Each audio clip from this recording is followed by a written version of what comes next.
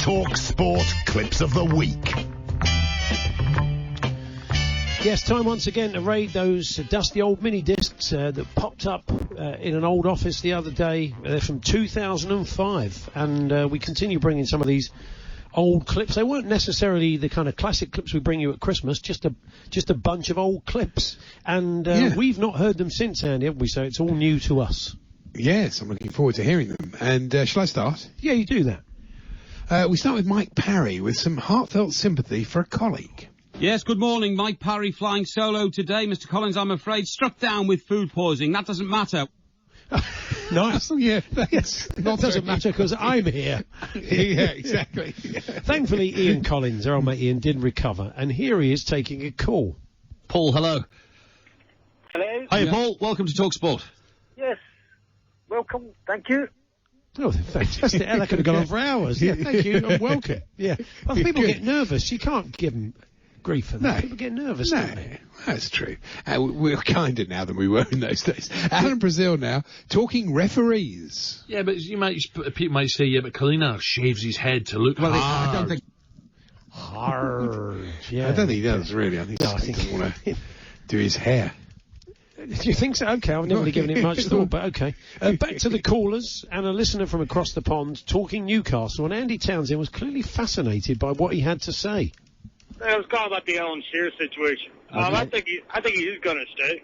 Yeah. I think he can change his mind, and if he does change his mind, nobody's going to care anyways if he changes his mind. Yeah. Jordan's love him, they're going to have him, and if he changes his mind, nobody's going to hold it against him. And the other reason I think he's going to stay is because I think when Saunas gets Owen in the off-season, for Shearer to team up with Owen for his last season would even be more memorable. Plus, Owen will just take the club on his own shoulders, and after that, he's been given it to by Shearer, basically. Yeah, okay, Kevin.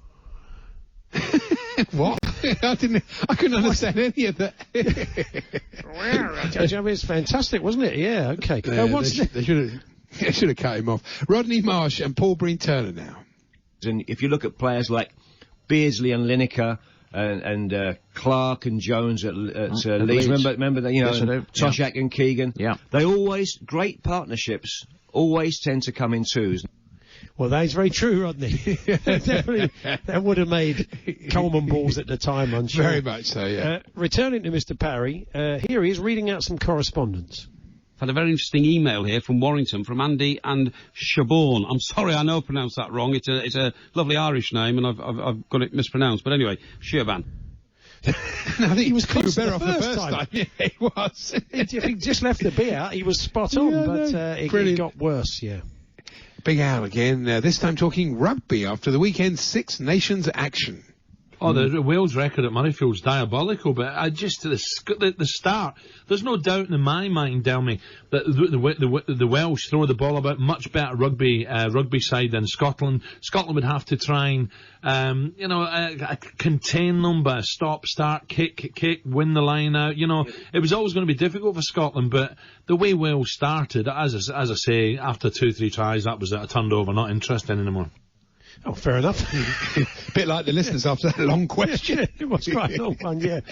Time now for a short-lived feature, the jingle for which features the voiceover talents of Andy Jacobs. And it's hard to see how this never became a regular item. Kevin the Leicester fan basically repeats back to you what you've just said to him. Should be two of our strongest teams, not a stronger team and a less strong team, particularly one that's not even in the Premiership. But what you're saying is two of our strongest teams, yeah? The strongest teams should be able to beat our weaker teams on paper, shouldn't they? Kevin the Leicester fan basically repeats back to you what you've just said to him. Yeah. That's weird. That came from the Alan Sugar column that he did in the Daily Mirror, wasn't it? We used to... That's right.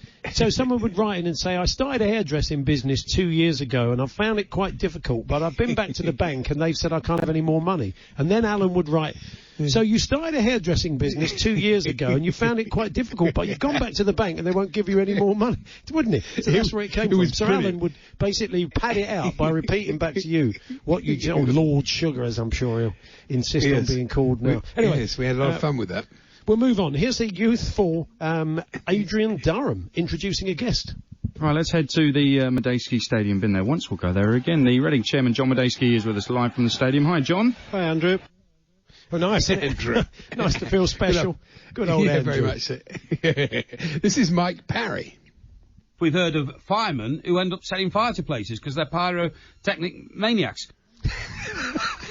Pyrotechnic. That was a bit of Count Arthur Strong, that, wasn't it, the way he went down that route?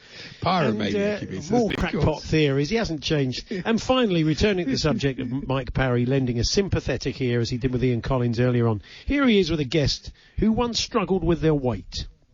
You said it's completely under your control how ghastly life was as a fatty, to put it, into perspective. Why then did you allow so many years to go by with you looking repulsive, feeling repulsive, and actually, you could have changed it with a bit of self-discipline?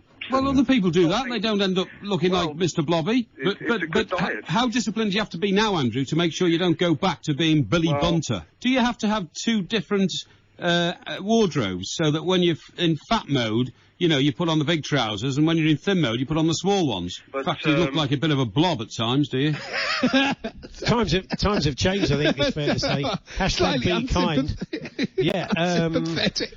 Also, pot and kettle a bit there, really. Surprised he never became a councillor, Mike, with that sort of approach. But that's not the man we know. I don't know what was going on there. But anyway, there we are. There's some old clips from, as you can probably gather, 2005, not 2020.